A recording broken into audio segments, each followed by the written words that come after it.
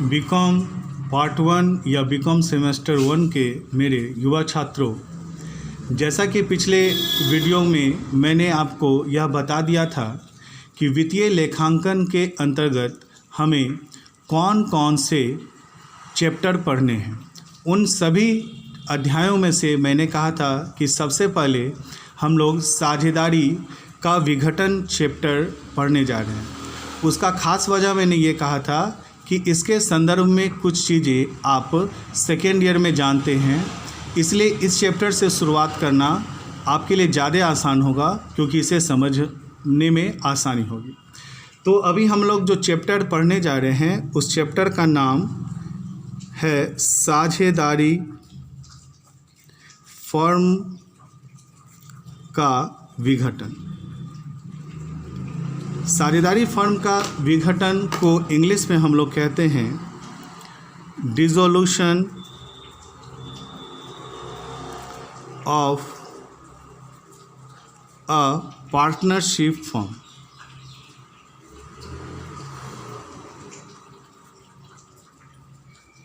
तो जैसा कि आपने अभी जाना कि अभी जो हम लोग चैप्टर पढ़ने जा रहे हैं उस चैप्टर का नाम है साझेदारी फर्म का विघटन, जिसे हम लोग इंग्लिश में डिसोल्यूशन ऑफ अ पार्टनरशिप कहते हैं।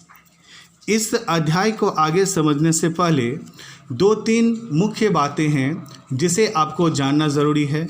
उम्मीद करते हैं कि अधिकतर चीज़ आप जानते होंगे, लेकिन फिर भी मैं बता दूं, साझेदारी फर्म का विघटन को जानने से पहले हमें यह जानना ज़रूरी है कि साझेदारी क्या है। साझेदारी को हम लोग इंग्लिश में कहते हैं पार्टनरशिप, जिसे अभी आपने सेकेंड ईयर में पढ़ा था। उसमें मैंने आपको बताया था कि साझेदारी का मतलब होता है जब दो या दो से अधिक साझेदार। यहाँ पर साझेदार का मतलब होता है वह व्यक्ति जो इस फर्म में शामिल होना चाहते हैं या जो इस फर्म में मिलकर व्यवसाय करना चाहते हैं।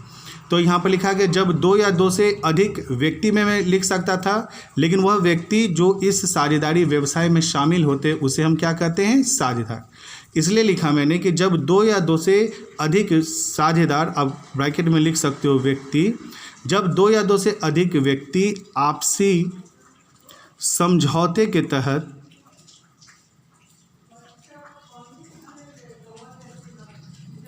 लाभ कमाने के उद्देश्य से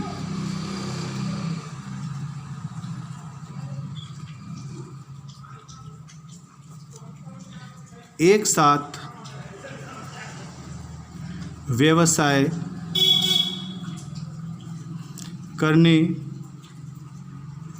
एवं लाभों को आपस में बांटने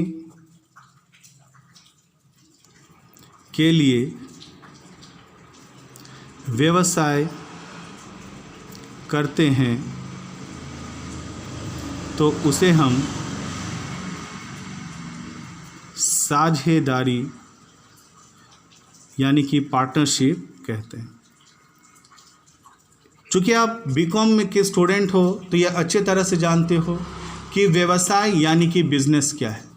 तो जब कोई भी व्यक्ति या संस्था लाभ कमाने के उद्देश्य से किसी भी वस्तु या सेवाओं का आदान प्रदान या लेन देन करता है तो उसे हम व्यवसाय कहते हैं। तो जब भी कोई बिजनेस एक व्यक्ति के द्वारा स्टार्ट किया जाता है, एक ही व्यक्ति पूंजी लगाता है, उससे होने वाले लाभ और हानि को वही सहन करता है, तो ऐसा व्यवसाय एकल व्यवसाय कहलाता है। लेकिन जब उसी व्यवसाय को 2 या 2 से अधिक व्यक्ति मिलकर लाभ कमाने के उद्देश्य से जब उस संस्था को चलाते हैं तो वह साझेदारी कहलाता है। कि मान लेते हैं कि एक फर्म है और इस फर्म में एक व्यक्ति इस फर्म में पूंजी लगाता है, एक ही व्यक्ति इस फर्म में होने वाले लाभ और हानि को सहन करता है, एक ही व्यक्ति के द्वारा इस फर्म का नियंत्रण किया जाता है, तो ऐसा जो व्यवसाय है वह एकल व्यवसाय कहलाता है। लेकिन जब इसी फर्म को एक व्यक्ति से अधिक अर्थात 2 या दो या दो से अधिक व्यक्ति जब आपस में मिलकर एक साथ जब इस व्यवसाय का संचालन करते, एक साथ पूंजी लगाता है, एक साथ लाभों का बंटवारा करता है या एक साथ व्यवसाय का संचालन करता है, तो ऐसा ही फर्म जो है वो क्या कहलाने लगता है? साझेदारी। तो उम्मीद करते हैं कि मेरे प्यारे स्टूडेंट आपको ये समझ में आ गया कि कोई भी व्यवसाय जब दो या दो से अधिक व्यक्ति के द्वारा संचालन किया जाता है, दो या दो से अधिक व्यक्ति मिलकर लाभ कमाने के उद्देश्य से पूंजी लगाते हैं, तो ऐसा व्यवसाय जो है वो साझेदारी कहलाता है, जिसके बारे में हम लोगों ने सेकेंड ईयर में पढ़ा था। अब आपको यह पता है कि साझेदारी तब होती है जब साझेदारों में आपसी समझौता होता है, यानी कि दो व्यक्ति ए और बी है। यदि ये दोनों मिलकर एक बिजनेस करना चाहते हैं, एक व्यवसाय का सफल संचालन करना चाहते हैं, तो इस बिजनेस में जब दो या दो से अधिक व्यक्ति मिलकर जब व्यवसाय को चलाएंगे, तो इस चलाने के लिए दोनों का आपस में सहमत होना ज़रूरी है। यदि ए इस फर्म का नाम ए कंपनी डालना चाहता है और बी इस फर्म का नाम बी कंपनी डालना चाहता है और दोनों में विवाद हो जाए, तो क्या यह चलेगा? नहीं। तो सबसे पहले कि कुछ चीज़ें हैं जिसमें सहमति होनी ज़रूरी है, जैसे कि फर्म का नाम क्या होगा, फर्म में पूंजी कितनी लगाएंगे। ए कहेगा कि हम पूंजी लगाएंगे, लेकिन बी कहेगा कि हम पूंजी नहीं लगाएंगे, दोनों में समझौता नहीं होगा तो नहीं चलेगा। ए कहेगा कि मैं अधिक लाभ लूँगा, बी बोलेगा कि मैं अधिक लूँगा, तो भी नहीं चलेगा।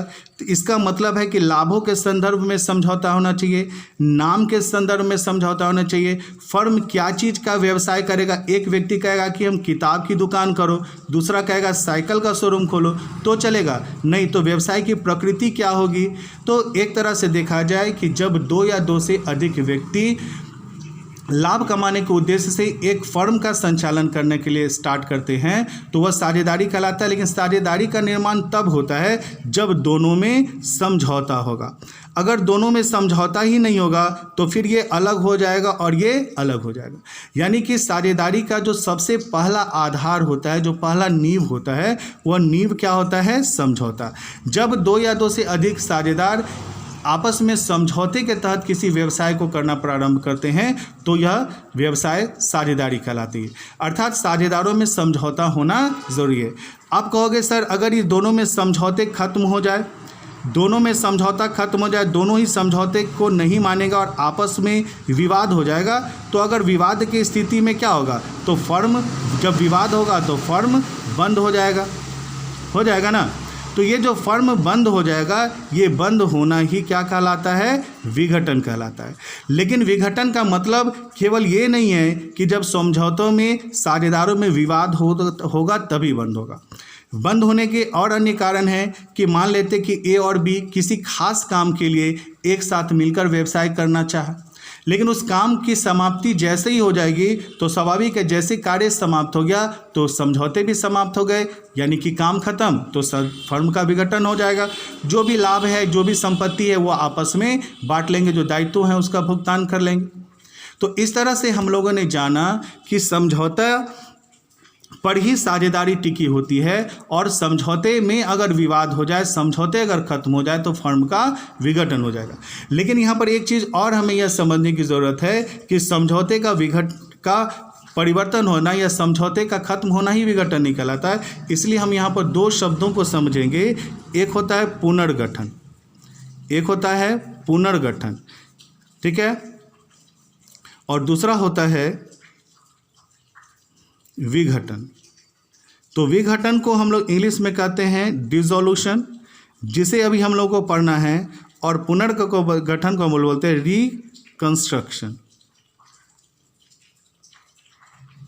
तो अब दोनों में क्या है? रिकंस्ट्रक्शन यानी कि पुनर्गठन, और विघटन का अंतर क्या है कि पुनर्गठन का मतलब होता है जिसमें फर्म जैसा है वैसा ही रहता है, फर्म जैसा है वैसा ही रहता है,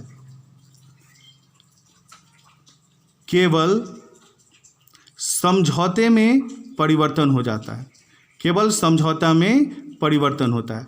तो समझौता में जब परिवर्तन होता है तो साझेदारों के अधिकार और कर्तव्य चेंज हो जाते हैं, जिसके लिए लेखांकन बनाए जाते हैं। लेकिन फर्म जैसा है वैसा ही रहता है, फर्म चलते रहता है। केवल समझौते में परिवर्तन होने के कारण किसी का अधिकार बढ़ जाता है या किसी का अधिकार घट जाता है। और ऐसा चीज़ हम लोगों ने सेकेंड ईयर में पढ़ा था, जिसमें हम लोगों ने 5 कंडीशन पढ़ा था। पहला, लाभ हानि विभाजन अनुपात में परिवर्तन होने पर।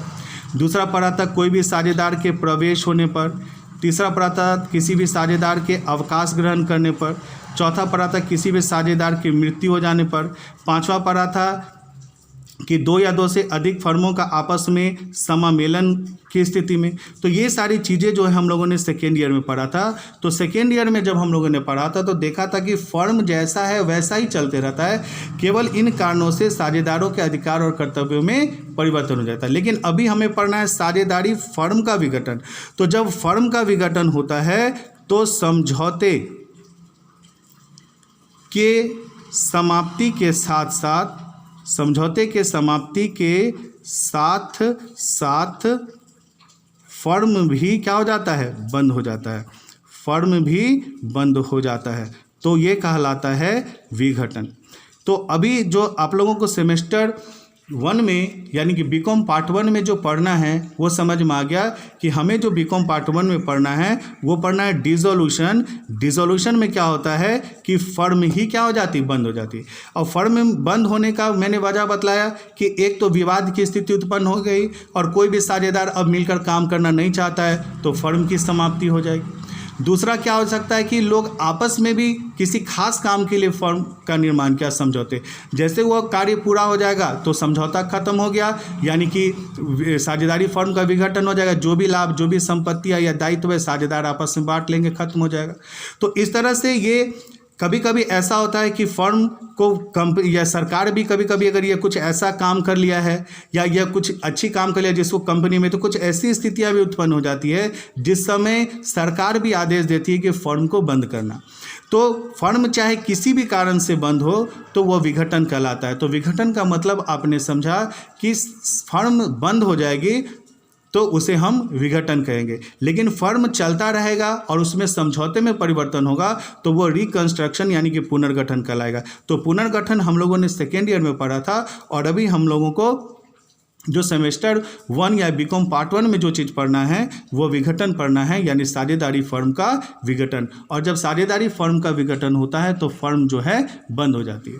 अब यहाँ से सवाल उठता है कि सर जब फर्म बंद हो जाता है तो क्या होता है। तो अभी हमको वही चीज़ हमको पढ़ना है कि फर्म जब बंद होगा तो क्या होगा।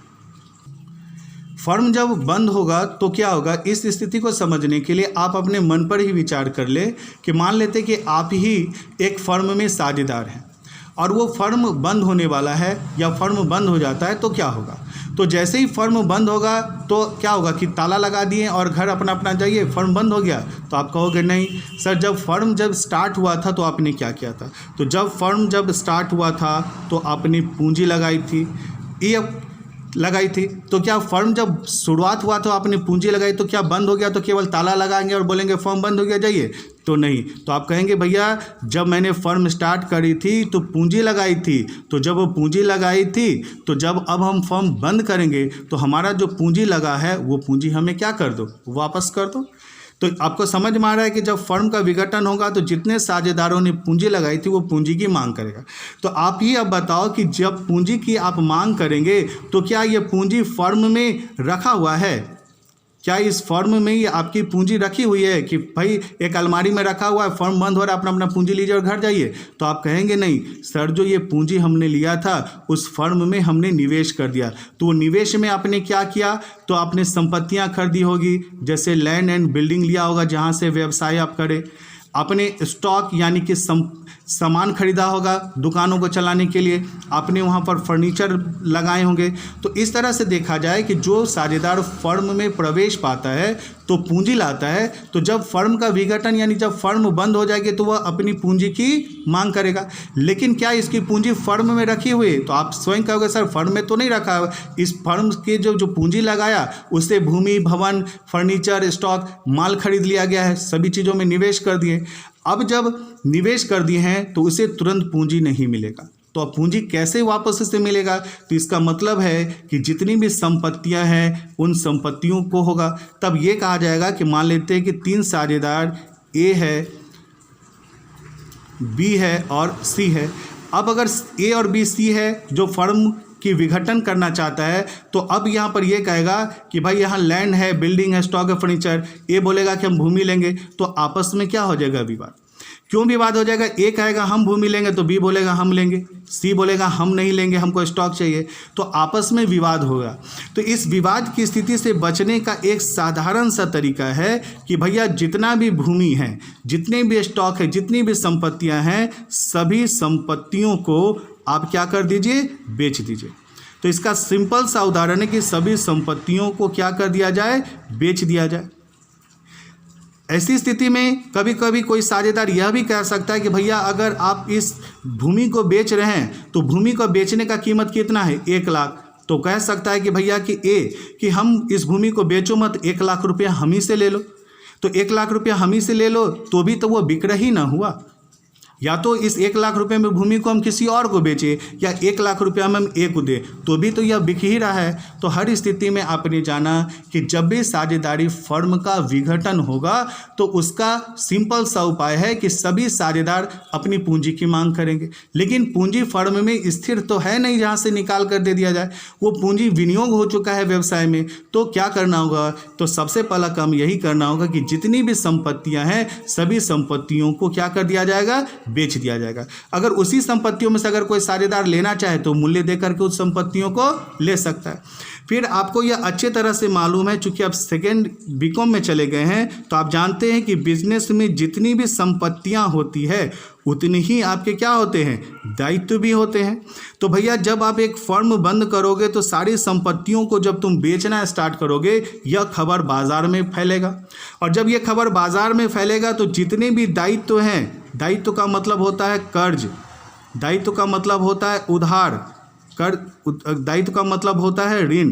तो जितने भी व्यक्ति जो आपको ऋण प्रदान किए हैं, जिसने भी आपको उधार दिया है, जितने भी आपको कर्ज दिया है, वो भी पैसा मांगने के लिए आएगा कि नहीं आएगा? आएगा।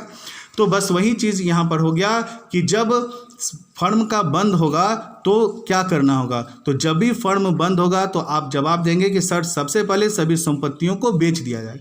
क्या बेचने के बाद ही सभी पैसे को साझेदारों में बांट दीजिएगा? अगर आप बांट दीजिएगा और कर्जदार जब कर्ज मांगने के लिए आएगा तो कौन साझेदार पैसा देगा?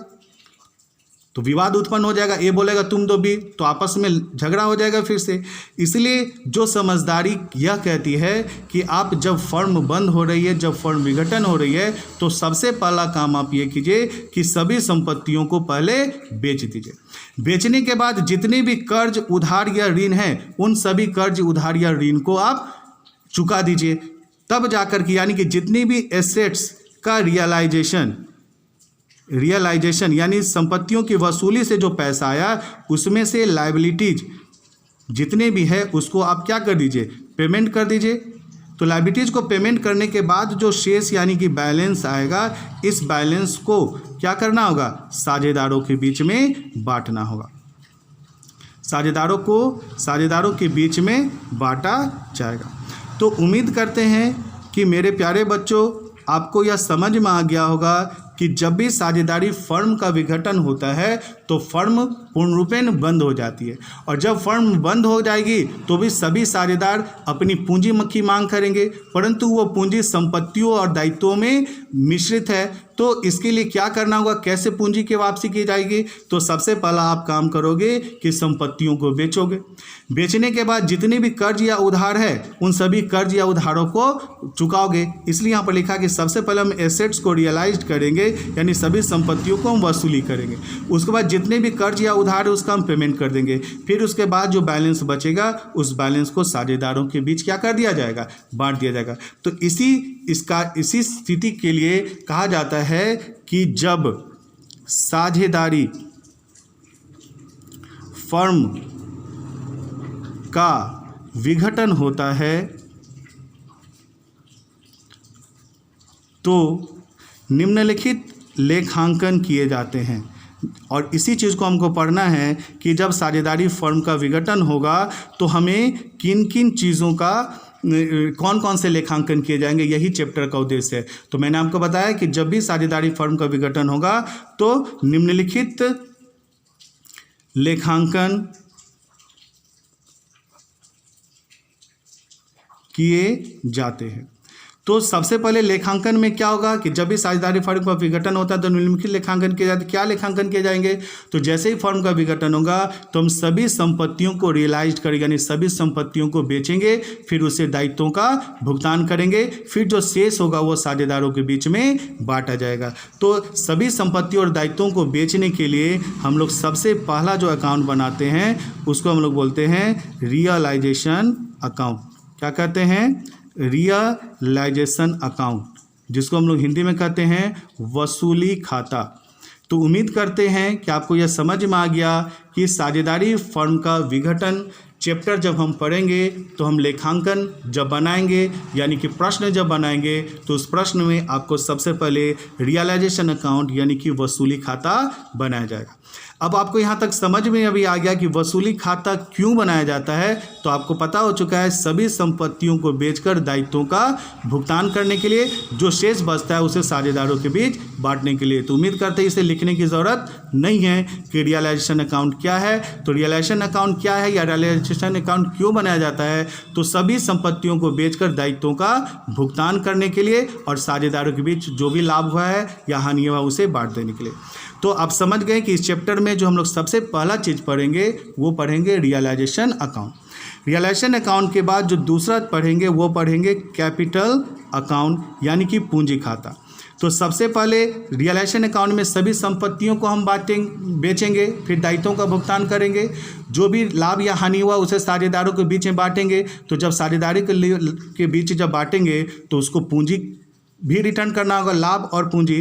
तो फिर हमको दूसरा बनाना पड़ेगा कैपिटल अकाउंट यानी कि पूंजी खाता, जिससे हमें यह पता चलेगा कि कौन साझेदार कितना पूंजी लगाया है, उसमें लाभ हुआ तो पूंजी बढ़ेगा और हानि हुआ तो पूंजी घटेगा, और फिर उस राशि को साझेदारों को वापस कर दिया जाएगा।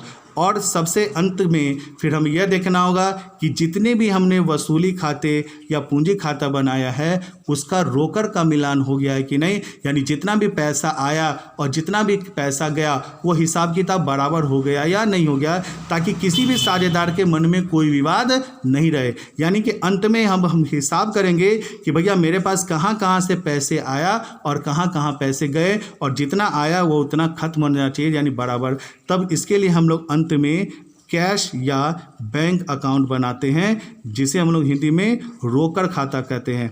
और रोकड़ खाता क्यों बनाया जाता है? ताकि यह पता चले कि कितना पैसा आया और कितना गया। और जब हम लोग कैश अकाउंट बनाते हैं तो इसका जो डेबिट है वो इक्वल हो जाता है किसके बराबर? क्रेडिट के बराबर। तो आज के वीडियो का मकसद ये था कि इस चैप्टर को समझना। तो उम्मीद करते हैं कि इस चैप्टर में आपने समझ में आ गया कि इस चैप्टर के अंतर्गत हमें साझेदारी फर्म का विघटन पढ़ना है। और साझेदारी फर्म का विघटन का मतलब है साझेदारी फर्म का बंद हो जाना। और जब साझेदारी फर्म का बंद हो जाता है तो हमें 3 तरह के लेखांकन करने पड़ते हैं। पहला जो है वो हम लोग रियलाइजेशन अकाउंट बनाते हैं, दूसरे में हम लोग कैपिटल अकाउंट बनाते हैं, और तीसरा में कैश या बैंक अकाउंट बनाते हैं। तो ये चीज़ आपको समझ में आ गया। अब आपको पता चल गया कि रियलाइजेशन अकाउंट क्यों बनाया जाता है। तो सभी संपत्तियों को बेचकर दायित्वों का भुगतान करने के बाद जो शेष राशि बचता है उसे साझेदारों के बीच में बांटना। फिर हम लोग कैपिटल अकाउंट बनाते हैं ताकि पूंजी कौन साझेदार कितना पूंजी लगाया है, अगर वसूली खाता से लाभ हुआ तो लाभ के साथ उससे पूंजी लौटाई जाएगी, और अगर हानि हुई तो हानि माइनस करके, इसलिए हमें पूंजी खाता बनाना पड़ता है। और तीसरा जो अंत में हम लोग कैश या बैंक अकाउंट बनाते हैं, इसका उद्देश्य होता है रोकड़ का मिलान करना, यानी कितना पैसा आया और कितना पैसा गया। तो इस तरह से मेरे प्यारे स्टूडेंट आपको समझ में आ गया कि साझेदारी फर्म के विघटन के अंतर्गत हमें 3 चीज़ें सीखनी हैं। पहला रियलाइजेशन अकाउंट, दूसरा कैपिटल अकाउंट, और तीसरा कैश या बैंक अकाउंट। तो अगला वीडियो जब हम बनाएंगे उसमें आपको रियलाइजेशन अकाउंट सिखाए जाएंगे, फिर आगे जैसे जैसे बढ़ते जाएंगे तो कैपिटल अकाउंट, फिर बैंक अकाउंट। जैसे ये तीनों चीज़ सिखा देंगे यह चैप्टर आपका कंप्लीट हो जाएगा। तो इसे आप अच्छे से नोट करते जाना। जैसे जैसे आप वीडियो देखते जाते हो उस वीडियो से संबंधित जितनी भी चीज़ें आपको समझ में आई है उन सबों को नोट कर लेना। तो आज के लिए इतना ही, ठीक है? तो आज के लिए इतना ही है, इसे अच्छे से नोट कर लीजिएगा।